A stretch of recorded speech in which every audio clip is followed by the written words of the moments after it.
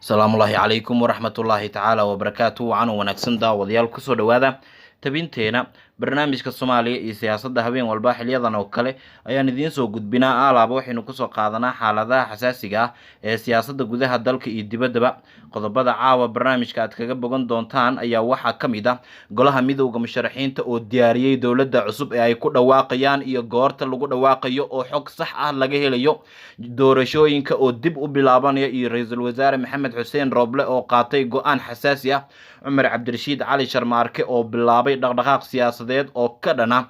madaxweynaha maamulka Puntland Saciid Cabdullaahi Dani isagoo si kulul uga hadlay xaaladda PSF-ta iyo madaxweyne Saciid Dani ka aloosan dhexdooda TPLF oo ku dhawaaqay inay qabsadeen magaalo dhowaan laga qabsaday iyagoo ku hanjabay in dagaalada ay sii xoojin doonaan sidoo kalena waxaan eegi doonaa golaha midowda musharaxiinta ku guuleysan doonaan dowladdan cusub ee ay dhisayaan in si waafaqsan sharciga ay u dhisaan mise waxa ay noqon doontaa hadalhayn bulshada oo kaliya ku dhex eg haddii ay tahay markii ugu horeysay oo channelkeena aad soo booqatay nagu soo biir subscribe saar gambaleelka furo like share iyo qaybta commentiga in fikirkaaga aad inoogu reebtaa naga ilaabin waa habeenimo ay sii baxayso axad isniin ayaa soo galaysa taariikhduna waxa ay ku beegan tahay 12 bisha December sanadka 2021 waxaan u guda galaynaa qaybaha hore ee barnaamijkeena aynu ka hormarnay golaha midowda musharaxiinta dukumeenti sir ah oo laga helay waxa uu muujinayaa inay diyaariyeen golaha sare ee dalka oo dowlad ku meel gaar ah ay dhisayaan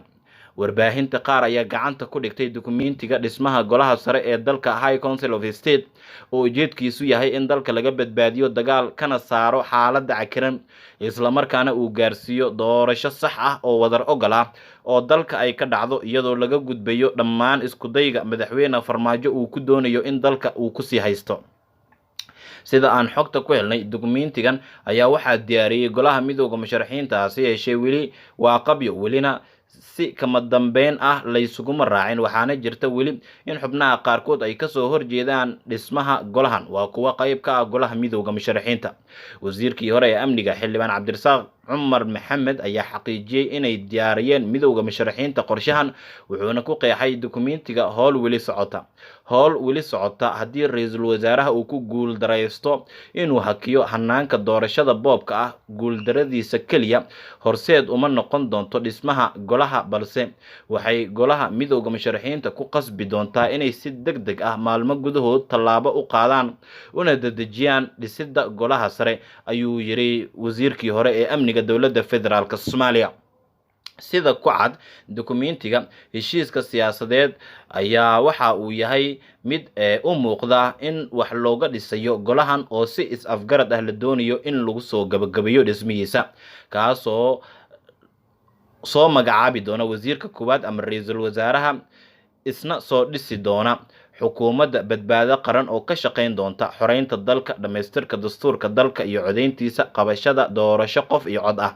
golaha sare ee dalka High Council of State ayaa ka koobnaan doona 50 qof ama 51 haddii uu madaxweynaha ka yimaado banaanka iyo 15 dumar ah wuxuuna xubnaha golaha u kala qaybinaya dhowr qaybood sida madaxda dowlad goboleedyada iyo gobolka Banaadir xafiiska ay joogaan awgiis dhammaan musharaxiinta madaxweyne ee sida cad loo aqoonsan yahay 3 xubnood oo ka socota bulshada rayidka 3 xubnood oo ka socota haweenka 3 xubnood oo ka socota golaha sare ee culimada Soomaaliyeed ayaa qayb ka noqon doona dowladda cusub 3 xubnood ee ka socota dhalinyarada Soomaaliyeed waxaana dhammaantood ay noqon doonaan kuwa si toos ah markaasi u suuragelinaya in dowladdan la isku waafaqo dukumeentigan sirta ah ee laga helay golaha midowda musharaxiinta ayaa wuxuu muujinayaa in dalka uu halis ugu jiro in xaalad khatar ah uu galo hay-adda Somali Community Foundation ayaa wada qabanqaabadii ugu xooganeed oo ay ku doonayso inay ugu gurmato dadka abaaraha ay saameeyeen ee koonfurta iyo bartamaha Soomaaliya ku sugan oo maalinba maalinta ka dambaysa xaalad aad u xun oo bani'aadanimo laga soo tabinayo xiriiriyaha guud ee hay-adda Somali Community Foundation Xaaji Muuya Shamcuun oo inala soo xiriiray ayaa waxa uu faahfaahin ka bixiyay qorshayaasha ay doonayaan inay ugu gurmadaan dadka abaaruhu ay saameeyeen isagoo ka codsaday dhammaan muxsiniinta Soomaaliyeed meel kastoo ay joogaan in ay qayb weyn ka qaataan in nambarada shaashada ka muuqda ee akoonada Taaj EVC iyo weliba wax kasta oo ay heli karaan iyo akoonada caalamiga ahba ay uga soo qayb qaataan in muxsiniinta ay ku soo hagaajiyaan wixii ay awoodaan. Somali Community Foundation mar walba ay u suuragelinayso dadka muxsiniinta ah in deeqdooda si aan musuqmaasuq ahayn loo gaarsiin doono dadka ay ugu talagaleen in la gaarsiiyo, iyadoona Xaaji Muuye Shamcuun uu si gaar ahaaneed u codsaday in qof kasta oo Soomaali ah gudaha dalka ha joogo ama dibadda ha joogo in looga baahan yahay in xaaladan aan lagu eegan hay-adda oo kaliya oo loo baahan yahay Soomaali oo dhan inay ku garab siiso si loogu guuleysto hadafka hay-adda oo ah qof kasta oo Soomaali ah oo dhibaataysan in goobta uu joogo lagu gaaro. hay-adda Somali Community Foundation anigoo ka mid ah xiriiryaha guud hay-adda Somali Community Foundation ahna gudoomiyaha isku xirka iyo maareynta masiibooyinka aan ka socdo. runtii golaha markaan wada tashi aan la yeeshay golaha sare iyo golaha hoose waxaynu isku afgaranay inaan u istaagno dadka tabaaleysan oo martin abaarta inaan taakuleyno ma garad waayahay sidaas daraadeed waynu istaagnay because horena martin waanu istaag jirnay sida martin fatahaadidii sida martin afgooye beledweyne iyo barakacyaashii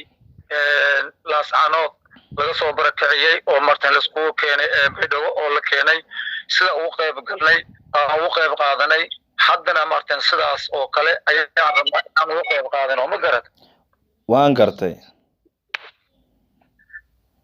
runtii waxaan rabaa inaan halkaan maantan fursadan aad isiisay oo qaaliga aad baan ugu faraxsanahay inaan halkaan adiga wareysato arrimaha hadda socdaan.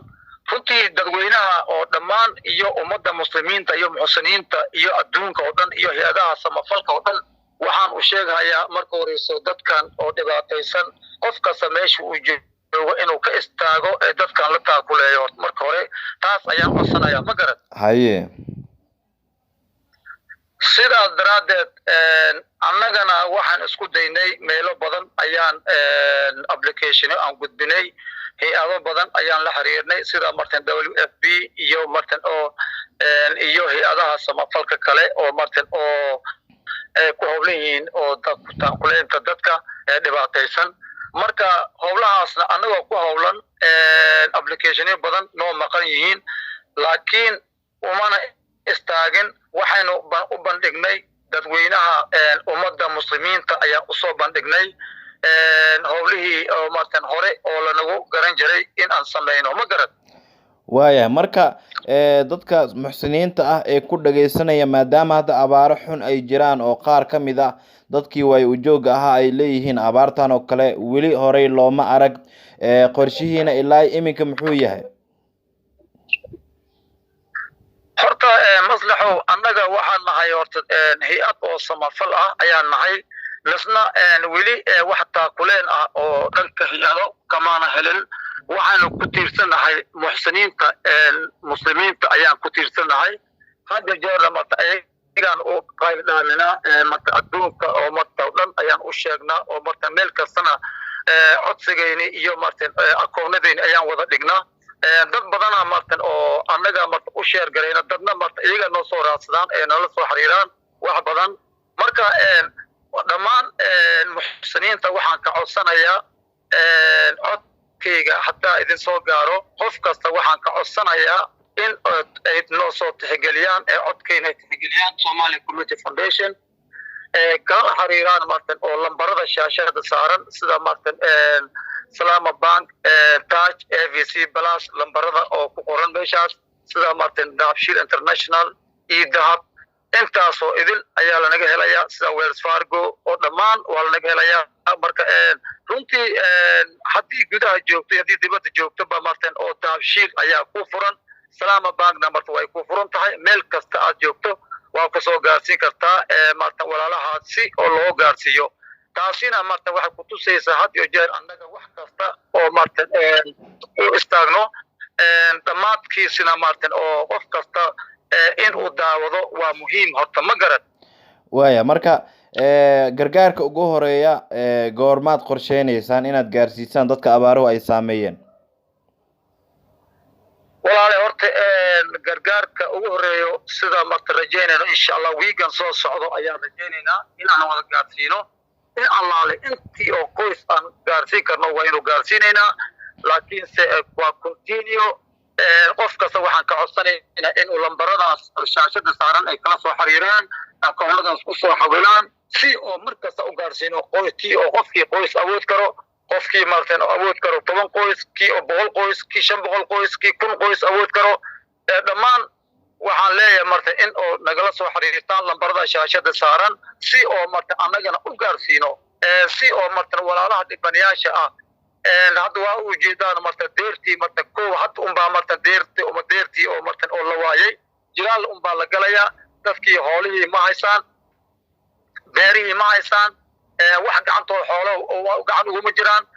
lacag gacan uguma jirto beero gacan uguma jiraan badar ma haysaan wax kasta waxay sugayaan marta walaalaha muxsiniinta ah ee sugayaan marka waxaan ka codsanayaa